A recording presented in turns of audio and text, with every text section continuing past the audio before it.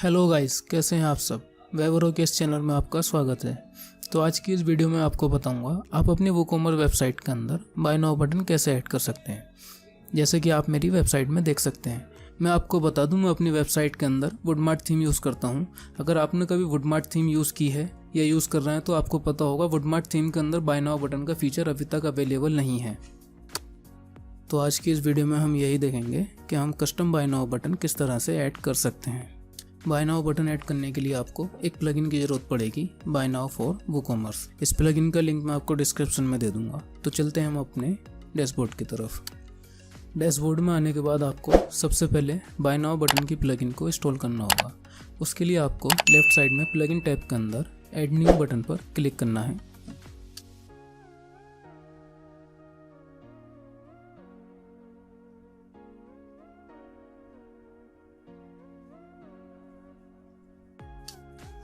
अगर आपने plugin WordPress की साइट से डाउनलोड किया है तो आप अपलोड प्लगइन पर क्लिक करके भी प्लगइन को आप इंस्टॉल कर सकते हैं। अदरवाइज़ आप सर्च प्लगइन में से भी प्लगइन को इंस्टॉल कर सकते हैं।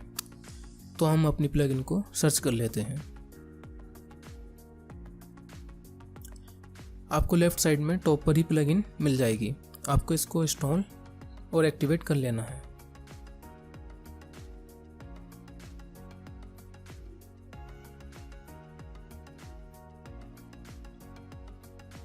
प्लगइन को एक्टिवेट करने के बाद आपको वूकॉमर्स टैब में सेटिंग्स के अंदर जाना है।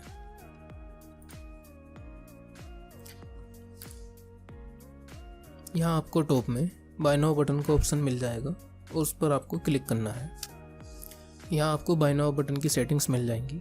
जैसे कि आपको रीडायरेक्ट में यूज़ पॉपअप की बजाय रीडायरेक्ट टू चेकआउट पेज को सिलेक्ट कर लेना है और आपको अपने बाय नाउ बटन की पोजीशन को सेट करना है। हम अपने बाय नाउ बटन को ऐड टू कार्ट के बाद रखना चाहते हैं तो हम after add to cart select कर लेंगे। ये सब सेटिंग्स करने के बाद आपको सेव चेंजेस पर क्लिक करके सेटिंग्स को सेव कर लेना है। इसके बाद आपको कस्टमाइजर टैब में जाना है। बाय नाउ बटन को कस्टमाइज करने से पहले मैं आपको दिखा देता हूँ कि इस वक्त हमारा बाय नाउ बटन किस तरह का दिख रहा है।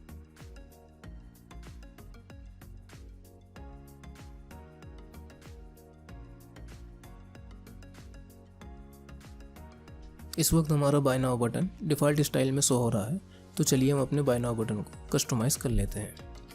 कस्टमाइज़ करने के लिए आपको बटन स्टाइल में कस्टमाइज़ ऑप्शन को सेलेक्ट कर लेना है और यहाँ आप अपने बटन की स्पेसिफिकेशन अपने हिसाब से दे सकते हैं।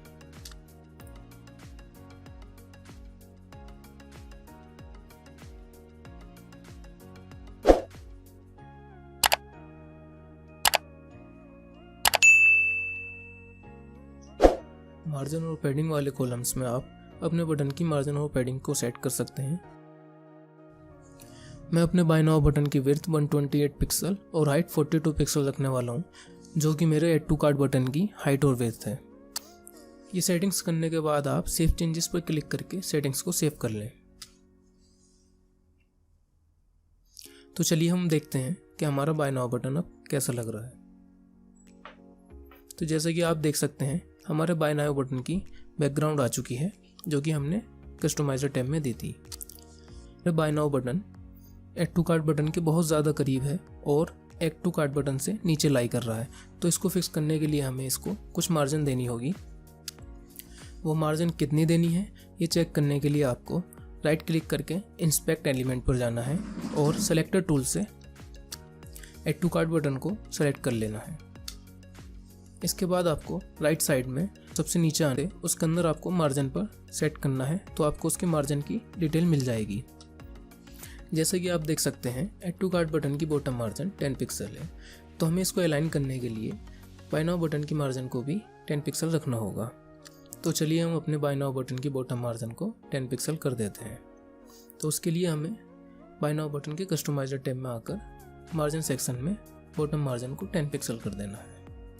मार्जिन देने के बाद सेव चेंजेस पर क्लिक करके सेव करने के बाद फिर से हम अपने पेज को रिलोड करके देख लेते हैं। जैसे कि आप देख सकते हैं हमारा बटन अलाइन हो चुका है, लेकिन अभी लेफ्ट में कोई गैप नहीं है। तो इसका गैप देने के लिए हम फिर से मार्जिन लेफ्ट को हम 10 पिक्सल रख लेते हैं जिससे हमारा लेफ़्ट में गैप बन जाएगा। लेफ़्ट मार्जिन 10 पिक्सल देने के बाद फिर से सेव चेंजेस पर क्लिक करके अब हम फिर से अपने पेज को रिलोड करके देख लेते हैं।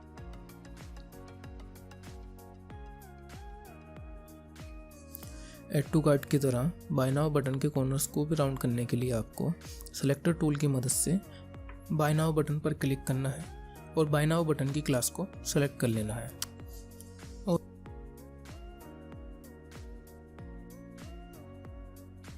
और इसको कस्टमाइजर टैब में आकर CSS कोड के कॉलम में डॉट लगाकर पेस्ट कर देना है और कर्ली ब्रेसेस लगाने के बाद लिखना है बॉर्डर रेडियस 5 पिक्सल।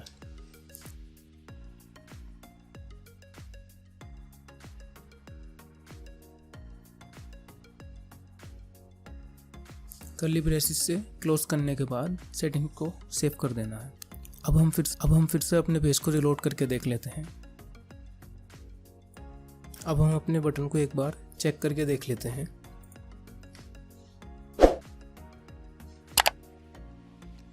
तो जैसा कि आप देख सकते हैं बाय नाउ बटन पर क्लिक करने के बाद सीधे चेकआउट पेज पर रिडायरेक्ट हो रहा है।